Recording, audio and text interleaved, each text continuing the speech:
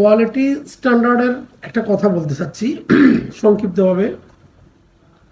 Quality, আপনি supreme quality ডিপার্টমেন্টের head, আপনি সুপ্রিম স্বত্বাধিকারী কোয়ালিটি সম্বন্ধে। আপনি আপনার অথরিটি না হওয়া পর্যন্ত, আপনি ক্লিয়ারেন্স না হওয়া পর্যন্ত আপনার প্রোডাকশন রান হবে না, আপনার লাইন সেট আপ হবে না। আপনাকে আগে বুঝতে হবে যে আপনি কতটুকু পর্যন্ত ট্রান্সপারেন্ট, এই প্রসেসটা কতটুকু পর্যন্ত একটা ফ্যাক্টরি করতে পারে, একটা ফ্যাক্টরি কতটুকু পর্যন্ত কোয়ালিটি আনতে পারে। আপনি নিজেই ক্লিয়ার না, আপনি নিজেই জানেন না যে এখানে কোয়ালিটিটা এর থেকে বেটার হবে না এর থেকে খারাপ হবে। আপনি নিজেই আনক্লিয়ার, আপনি নিজেই আনট্রান্সপারেন্ট, যার কারণে আপনার ডিসিশনের কারণে আপনার কোয়ালিটি গুড আর ব্যাড, অ্যাকসেপ্ট আর নন অ্যাকসেপ্ট, এই প্রসেসের কারণে কোম্পানি এফেক্টেড, আপনি এফেক্টেড। অর্থাৎ আপনি আপনার ডিসিশনের কারণে, আপনার কোয়ালিটির সুপ্রিম ডিসিশনের কারণে আজকে কিন্তু অনেক সময় অনেক শাখায় আপনার লাইন রান হচ্ছে না, প্রোডাকশন রান হচ্ছে না।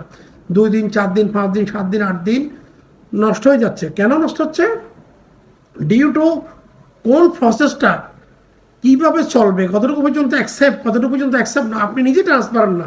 আপনি সুপ্রিম ডিপার্টমেন্ট, কোয়ালিটি ডিপার্টমেন্টের সাপোজ আপনি হেড, আপনার অথরিটিতে সব কিছু চলবে, আপনি কিন্তু ওটা এখানে যারা আমি কথাটা বলার উদ্দেশ্য হচ্ছে যেটা এটাই বলতে চাচ্ছি, আপনাকে অবশ্যই আগে অবগত হবে যে এই প্রসেসটা এইভাবে করলে, এই প্রসেসটা এইভাবে করলে আর একটু ভালো হবে, অ্যাডভাইস করবেন।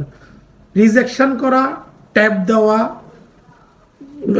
মাল ফেল করে দেওয়া, এটা কোয়ালিটি ডিপার্টমেন্টের অ্যাপ্রোপ্রিয়েট নয়। Quality department, quality and quantity both thing না থাকা পর্যন্ত, বোথ থিং না জানা পর্যন্ত একজন কোয়ালিটি হেড হয় না। আপনি কোয়ালিটি হেড, আপনি কোয়ালিটি সুপ্রিম স্বত্বাধিকারী, আপনাকে বুঝতে হবে যে এই প্রসেসটা কিভাবে করলে আপনি মোর এফিসিয়েন্স পাবেন, মোর কোয়ালিটি পাবেন। আপনাকে অ্যাডভাইস করতে হবে যে এটা এই প্রসেসটা এইভাবে করেন। শুধু ভাই আপনি নিজেই ক্লিয়ার না যে এই প্রসেসটা রিজেক্ট করতেছে, কেন রিজেক্ট করতেছে, কতটুকু পর্যন্ত করতে পারবে ফ্যাক্টরি, কতটুকু পর্যন্ত অর্ডার করতে পারবে, কতটুকু পর্যন্ত অ্যাসিভ করা যাবে, সেটা আপনাকে অ্যাডভাইস করতে পারবে।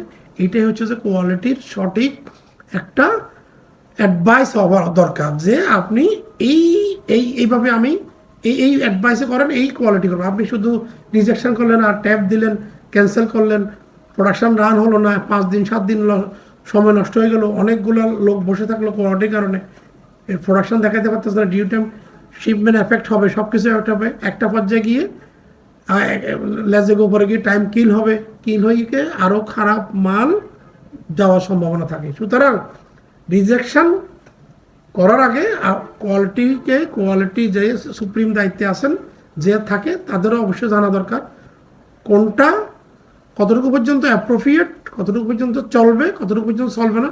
এটা আগে আমার নিজেকেই বুঝে নিতে হবে যে এইটুকু পর্যন্ত চলবে, এটুকু চলবে না।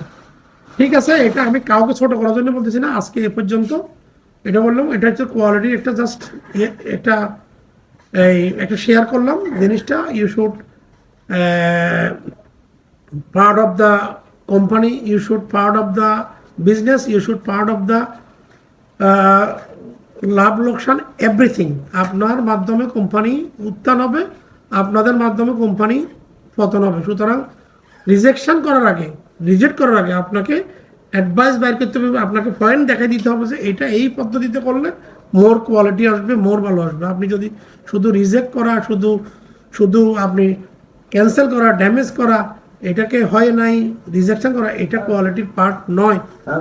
ঠিক আছে, আমার কথাগুলো ভালো লাগলে তো আপনাদের কারো এগেনস্টে যদি গেলে মাফ করবেন। আমি যেটা ফিজিক্যাল বাস্তব কথা বলতেছি, in the garments sector, total of garments সেক্টরে দিস কাইন্ড অফ প্রসেস হয়ে থাকে। ম্যাজিস্ট্রেসি পাওয়ার যার কাছে আছে, সে শুধু রিজেক্ট করে, রিজেকশন করে, but how to improve the quality, how to improve the rejection, সেই অ্যাডভাইসটা করে না। ঠিক আছে, ভালো থাকবেন। ওকে, আসসালামু আলাইকুম।